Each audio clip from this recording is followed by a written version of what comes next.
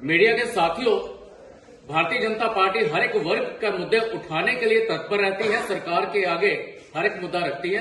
आज एक बहुत ही महत्वपूर्ण मुद्दा हमारे बीच में लेकर आए हैं हमारे पूर्व में एमएलसी और वर्तमान में हमारे प्रदेश के प्रवक्ता गिरधारी लाल रैना जी, उनके साथ में है भाई बलबीर रामनुतन जी, प्रदेश प्रवक्ता। आज ये बात करेंगे कि दिव्यांगों के लिए कैसी सुविधाएं जो है होनी चाहिए और सरकार कहां पर पीछे रह रही है और क्या कदम उठाने चाहिए सरकार को, ताकि पिछले 70 वर्षों में दिव्यांगों के लिए जिस प्रकार से एनवायरमेंट नहीं क्रिएट किया गया, कैसे वो उसको किया जा सके। गुजारिश करता हूं मैं बड़े भाई से कि वो अपनी बात आपके सामने रखें। धन्यवाद डॉक्टर साहब, बलबीर जी भी और आप मीडिया के मित्रों का भी बहुत बहुत आभार। देखिए, ये जो दिव्यांग है, हमारे समाज में वैसे हर एक के पास कोई ना कोई डिसेबिलिटी रहती है जो हमें शरीर से अच्छे लगते हैं, लेकिन उनके भी कुछ ना कुछ प्रॉब्लम रहती है। लेकिन शारीरिक कारणों से कुछ ना कुछ कमी जिनकी है, जो डिफरेंटली लेकिन एबल्ड है, उनके बारे में सारी दुनिया में एक अवेयरनेस है और माना जाता है कि उनको हमें इक्वल अपॉर्चुनिटीज देनी चाहिए। और इसी को ध्यान में रखकर भारत सरकार ने 2016 में एक RPWD एक्ट, जिसमें rights of people with disabilities act बनाया था, जो जम्मू कश्मीर में बहुत देर तक लागू नहीं हुआ, लेकिन 2019 के बाद लागू हुआ। लेकिन इसके बावजूद कि वो एक्ट यहां पर चालू है, उसमें से बहुत सी कमियां रहती है। खासकर जब से ये सरकार आई है तब से उसमें से और चीजें हमें देखने को मिलती है। यानी ये हालत है कि उनकी सुनवाई तक नहीं हो रही है। दिव्यांग जनों को, जो डिफरेंटली एबल्ड हमारे जो समाज का हिस्सा है, उनको प्रोटेस्ट करने की नौबत आ गई है। ये दुर्भाग्यपूर्ण स्थिति बनी हुई है। उनके इश्यू क्या है? वो कोई चांद तारे नहीं मांग रहे हैं। वो क्या कह रहे हैं कि जो उनकी शरीर की जो स्थिति है, उसके हिसाब से जो दुनिया में रिकॉग्नाइज्ड है एसेसिबिलिटी, वो बिल्डिंग में जा सके।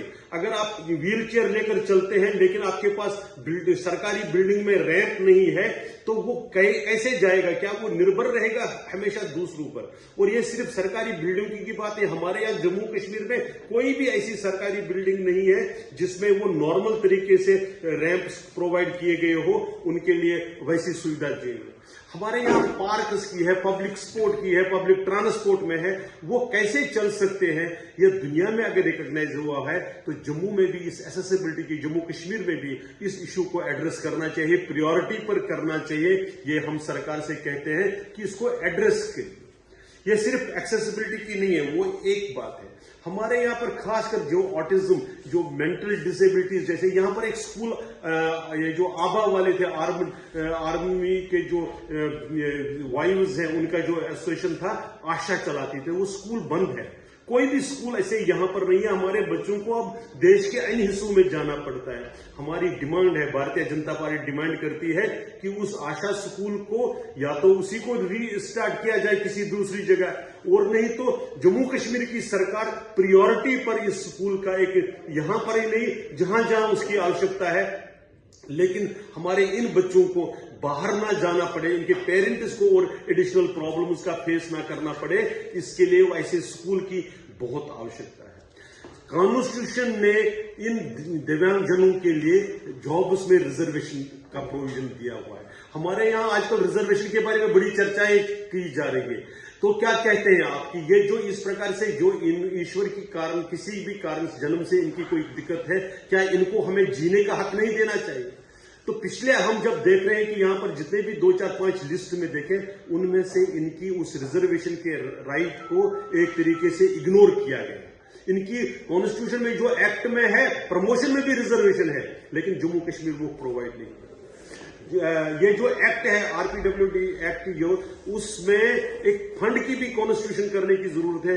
जम्मू कश्मीर अभी कॉन्स्टिट्यूशन नहीं कर रहा है। इसलिए हमारी इस सरकार से यह भी मांग है कि एक तो रिजर्वेशन को इग्नोर ना किया जाए, इनको जितना इनका राइट बनता है वो इनको प्रोवाइड किया जाए। हॉरिजॉन्टली वो इनका है, वो किसी वर्टिकल रिजर्वेशन नहीं है, लेकिन इनको वो प्रोवाइड की जाए।